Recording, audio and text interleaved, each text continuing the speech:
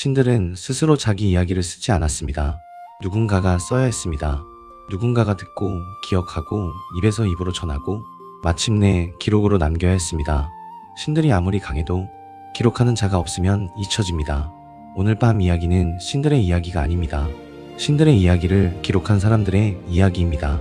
구독과 좋아요는 정기수에게 큰 힘이 됩니다. 첫 번째 기록자 헤시오도스 양측이었습니다. 그리스 본토 보이오티아 지방 아스크라라는 작고 가난한 마을에서 태어났습니다. 헤시오도스 자신이 이 마을을 이렇게 불렀습니다. 겨울에는 잔인하고 여름에는 괴롭고 한 번도 좋은 적 없는 곳. 아버지는 바다 건너 소아시아에서 장사에 실패하고 이 마을로 흘러온 사람이었습니다. 유산이라고는 헬리콘산 기슭의 작은 땅떼기 하나. 헤시오도스는 그 땅에서 양을 치고 있었습니다. 매일 양을 몰고 산기슭을 걸었습니다. 왕도 아니고 영웅도 아니고 그냥 양치기였습니다. 그때 뮤즈 여신들이 나타났습니다. 9명의 뮤즈가 양치기 앞에 서서 말했습니다. 들판의 양치기여, 배만 채우는 부끄러운 것들이여. 우리는 거짓을 진실처럼 말할 줄도 알고 진실을 말할 줄도 안다. 그리고 올리브 나무 가지를 꺾어 헤시오도스에게 주었습니다. 시인의 지팡이였습니다. 신성한 목소리를 불어넣어 주었습니다. 영원히 사는 신들의 족보를 노래하라. 양치기가 시인이 된 순간이었습니다. 헤시오도스는 신통기를 썼습니다. 카오스에서 시작하여 가이아, 우라노스, 크로노스, 제우스에 이르기까지 신들의 탄생과 계보를 처음으로 체계적으로 정리한 사람이었습니다. 또 하나의 작품 노동과 나날에서는 프로메테우스의 불과 판도라의 상자 이야기를 기록했습니다. 우리가 처음에 카오스가 있었다고 말할 수 있는 것은 헤시오도스가 그렇게 기록했기 때문입니다. 궁전에서 태어난 왕자가 아니라 산기슭에서 양을 치던 사람이 신들의 역사를 처음 정리한 것입니다. 두 번째 기록자 호메로스, 눈이 먼 시인이었습니다. 언제 태어났는지 정확히 알 수 없습니다. 어디서 태어났는지도 확실하지 않습니다. 7개의 도시가 호메로스의 고향이라고 서로 다투었습니다. 확실한 것은 하나입니다.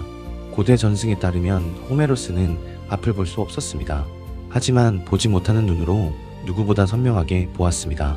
트로이의 성벽 위에서 싸우는 영웅들의 모습을, 창이 방패에 부딪히는 소리를, 바다 위에서 10년을 헤매는 오디세우스의 모습을, 아들이 돌아오기를 기다리는 어머니의 모습을. 호메로스는 일리아스를 노래했습니다. 아킬레우스의 분노와 헥토르의 죽음과 트로이의 멸망을. 호메로스는 오디세이아를 노래했습니다. 오디세우스의 귀환과 세이렌의 노래와 페넬로페의 기다림을. 오디세이아에는 데모도코스라는 시인이 등장합니다. 눈이 먼 시인이었습니다. 궁전에서 노래를 불렀고 영웅들의 이야기를 들려주었습니다. 호메로스가 자기 자신을 이야기 속에 넣은 것이라고 전해집니다. 호메로스는 글을 쓴 것이 아니었습니다. 노래한 것이었습니다. 입에서 입으로 전해지는 노래, 듣는 사람이 기억하고 기억하는 사람이 다시 부르는 노래, 문자가 아니라 목소리로 전해진 신화였습니다. 눈먼 시인의 노래가 서양 문학의 시작이 되었습니다. 2800년이 지난 지금도 우리가 오디세우스를 아는 것은 호메로스가 노래했기 때문입니다. 세 번째 기록자 오비디우스, 로마의 시인이었습니다. 그리스가 아닌 로마에서 태어났습니다. 기원전 43년 로마에서 동쪽으로 140km 떨어진 술모라는 작은 도시. 아버지는 아들이 관리가 되기를 원했습니다. 로마로 보내 수사학을 공부시켰습니다. 법관이 되어 출세하기를 바랐습니다. 하지만 오비디우스는 시를 쓰겠다고 했습니다. 관직을 버리고 시인의 길을 택한 것입니다. 그리고 로마 최고의 시인이 되었습니다. 변신 이야기를 썼습니다. 250개의 신화를 하나의 이야기로 엮었습니다. 카오스의 탄생부터 율리우스 카이사르의 신격화까지 15권 12,000회. 모든 이야기의 주제는 변신이었습니다. 다프네가 나무로 변하고 아라크네가 거미로 변하고 니오베가 돌이 되고 이카로스가 하늘에서 바다로 떨어지는 이야기를 오비디우스가 가장 아름다운 문장으로 기록했습니다. 이카로스의 날개에서 밀랍이 녹는 장면도, 다이달로스가 아들에게 마지막 키스를 하는 장면도, 페르세포네가 성류 알을 먹는 장면도 모두 오비디우스의 기록입니다. 하지만 오비디우스의 인생은 비극으로 끝났습니다. 서기 8년 로마 황제 아우구스투스가 오비디우스를 추방했습니다. 이유는 오비디우스 자신의 말에 따르면 시 한 편과 실수 하나 때문이었습니다.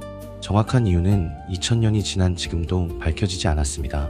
흑해 연안의 토미스라는 곳으로 보내졌습니다. 로마 제국의 끝자락. 겨울은 혹독하고 문화는 없고 라틴어를 하는 사람도 없는 곳이었습니다. 오비디우스는 매일 로마로 돌아가게 해달라고 편지를 썼습니다. 슬픔의 노래를 썼습니다. 탄원을 썼습니다. 하지만 황제는 허락하지 않았습니다. 아우구스투스가 죽은 뒤 다음 황제 티베리우스에게도 탄원했습니다. 역시 허락하지 않았습니다. 오비디우스는 9년을 토미스에서 보냈습니다. 그리고 고향에 돌아가지 못한 채 토미스에서 죽었습니다. 오디세우스처럼 집에 가고 싶었지만 오디세우스와 달리 돌아가지 못한 것입니다. 신들의 이야기를 가장 아름답게 쓴 사람이 가장 슬프게 죽은 것입니다. 네 번째 기록자, 아폴로도로스. 이름이 많이 알려진 사람은 아닙니다. 시인도 아니었고 노래를 부르지도 않았습니다. 하지만 그가 한 일은 대단했습니다. 흩어져 있던 그리스 신화를 한 권의 책으로 모았습니다. 비블리오테케, 도서관이라는 뜻입니다. 호메로스의 노래, 헤시오도스의 계보, 오비디우스의 변신 이야기, 비극 작가들의 기록, 지방에 전해지는 전승, 여기저기 흩어진 신화를 하나의 체계로 정리한 것입니다. 제우스의 사랑이 몇 번이었는지, 헤라클레스의 과업이 어떤 순서였는지, 페르세우스가 누구의 아들이고 누구의 손자인지 아폴로도로스가 정리하지 않았다면 우리는 하나로 연결하지 못했을 것입니다. 화려한 시를 쓰지는 않았지만 다른 사람의 이야기를 사라지지 않게 모아둔 사람, 기록의 또 다른 형태였습니다. 한번 생각해 보십시오. 양치기 헤시오도스가 뮤즈에게 영감을 받아 신들의 족보를 기록했습니다.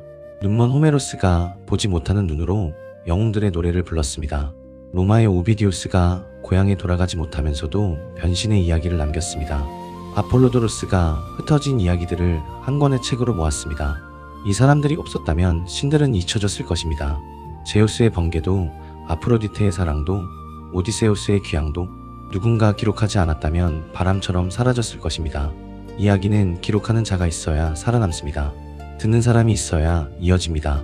전기수야와도 같은 길 위에 있습니다.